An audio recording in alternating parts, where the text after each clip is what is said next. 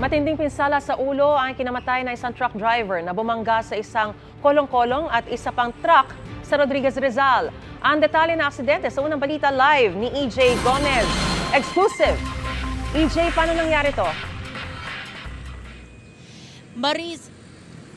Mariz, isang 50 anyos nga na driver ang nasawi matapos maaksidente ang dala niyang truck na kargado ng backhoe. Dito yan sa barangay San Jose, Rodriguez, Rizal kahapon.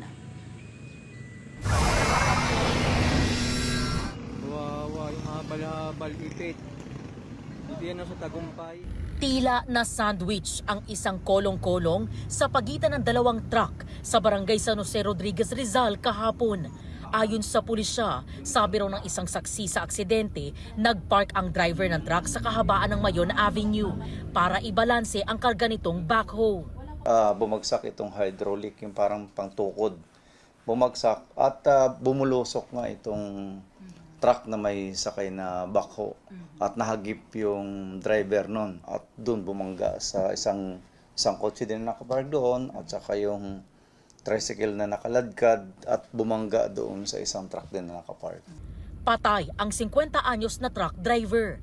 Lifeless na talaga yung tao pagdating namin kasi medyo hanggang sa ulo na yung yung tama niya. May karga siyang backhoe.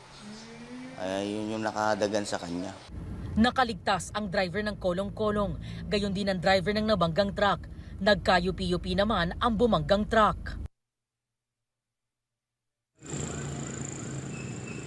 Mariz, sinusubukan pa natin kunan ng pahayag yung mga kaanak ng nasawing biktima na residente ng barangay San Isidro. Malapit lang yan dito sa lugar o barangay na pinangyarihan ng aksidente. At yan ang unang balita mula rito sa Rodriguez, Rizal. EJ Gomez para sa GMA Integrated News.